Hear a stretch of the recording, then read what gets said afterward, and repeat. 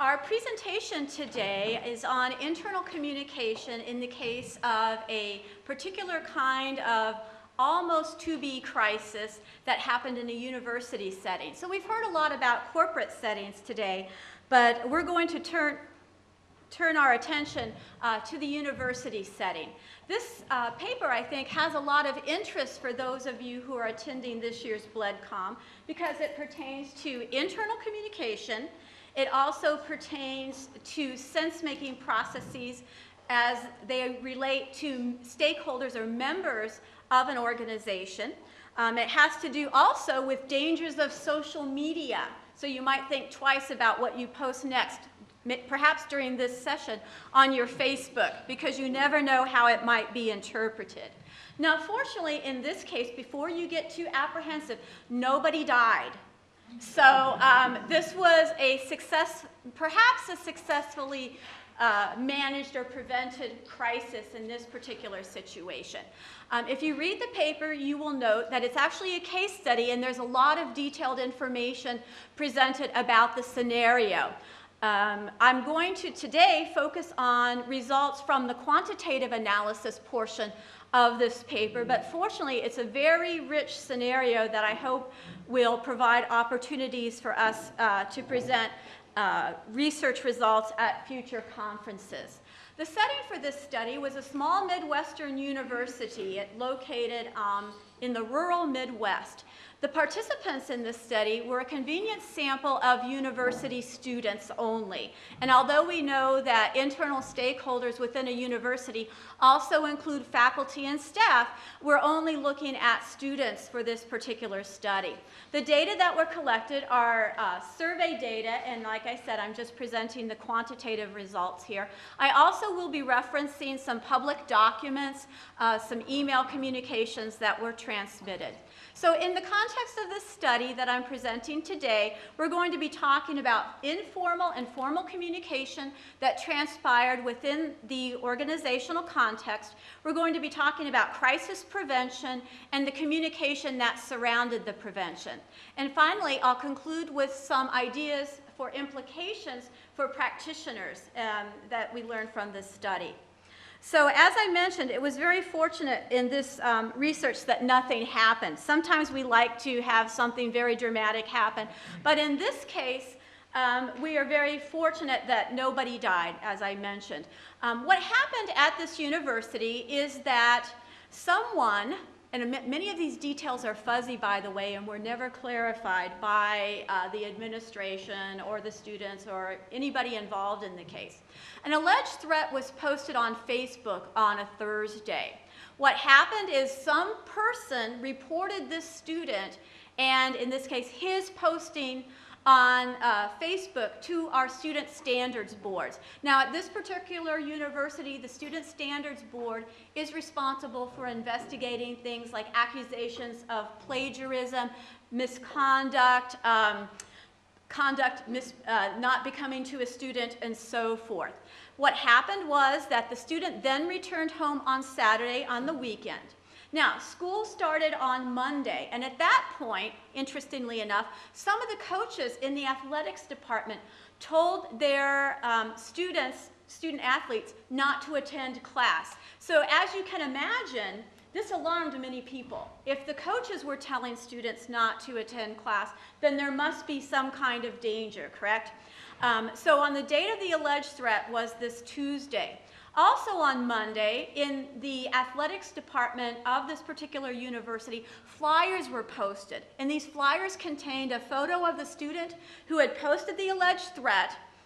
The fact that he had been banned from campus was stated, and also the police emergency number was provided, and you were instructed to contact the police immediately if you were to spot this student. As you can imagine, this did engender some fear in people who saw this particular flyer or heard messages from the coaches.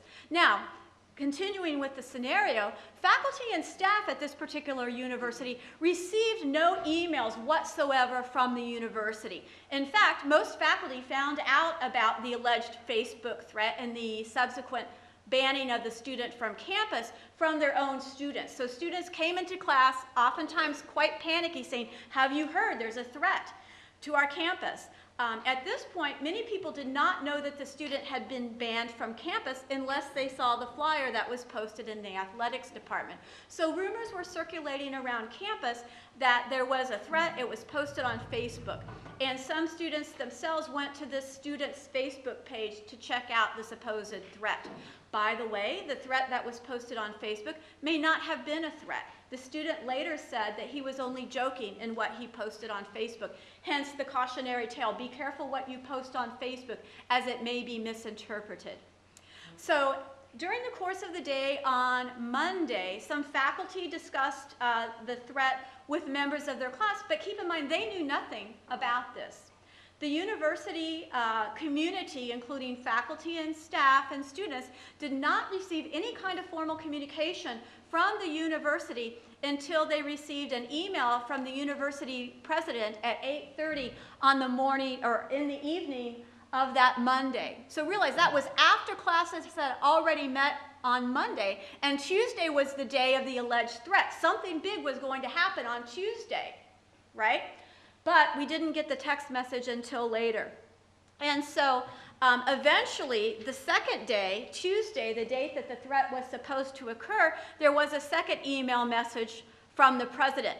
And keep in mind, this email message was not communicated until 10:30 p.m. at night. Again, after the threat was supposed to occur. So as you can imagine, this created all sorts of problems. It provided an opportunity for us to study internal communication in the face of a crisis threat. But what is very interesting about this situation is that the president's emails indicated that this crisis was successfully prevented, right? The student had been banned, the student went home, and so what we see with the analysis of results is that we asked several research questions from the students, asking them to report on whether they found the threat to be believable. And interestingly enough, the students did find the threat to be believable. They were kind of equally divided. And if they found the threat to be believable, yes or no, they did seem to have a lot of credence in the idea that this was a threat. Now, students also used official as well as unofficial information sources to learn about this alleged threat as well as the prevention that took place from the president's office by banning. 62% of the students in our sample did read at least one email from the president. But that was one source of information. But as we know, that occurred quite late in the process. We also found out that students used a lot of unofficial sources of information, primarily other students, as well as we mentioned the staff, the coaches, and other faculty members who had warned students not to attend class on Tuesday. We found, interestingly enough, that the communication that people had with their informal social networks had a great impact on how believable they thought this alleged crisis threat was. That if they thought if most of the people that they communicated with thought the threat was credible, they also found the threat credible. So it attests to the power of that informal communication that takes place and the need to monitor what people are saying informally. Most students did report that they felt adequately informed by the university and that their fear level did decrease after they received a formal communication from the president.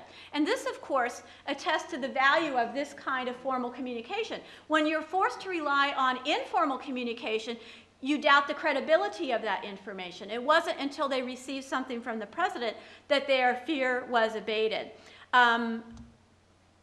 Moving on, a lot of universities are adopting text messaging systems to notify students of emergency situations on campus. Interestingly enough, before this threat occurred, less than half of the students were registered for this text messaging system. And you would think, perhaps after a proposed crisis of this nature, more students might be interested in registering and therefore might protect themselves from a crisis. Oh no, that was not the case. About 24% said that they had no interest in registering for such a service. So that old colloquialism, if you build it, they will come. Even if you establish a text messaging system to warn people of a crisis, it doesn't mean that they're interested in subscribing to it. So some implications for internal public relations. The perceptions of an organization's response to a crisis are very important. In this particular case, we saw that timely official information was lacking. The president was very slow to issue any kind of official statement, and this created a lot of anxiety and rumor mongering among the students. And they also received contradictory information. As you can imagine, a formal flyer posted versus the university president saying, don't worry about this, that could be a problem. We also see that students were psychologically unprepared to cope with this particular crisis prevention effort. And lastly, the final thing that I want to know is one thing to bear in mind in internal communication is that sometimes your attempts to prevent a crisis can be successful. In this case, no crisis occurred. That's exactly what we want. But the attempt to prevent the crisis actually spawned a secondary crisis, what we would call a rumor crisis. The attempts to prevent the crisis actually caused a lot of communication to take place that created fear among the students. So it's very important as a crisis prevention attempts unfold that we monitor what our internal stakeholders are thinking and what they're saying about a particular crisis prevention attempt.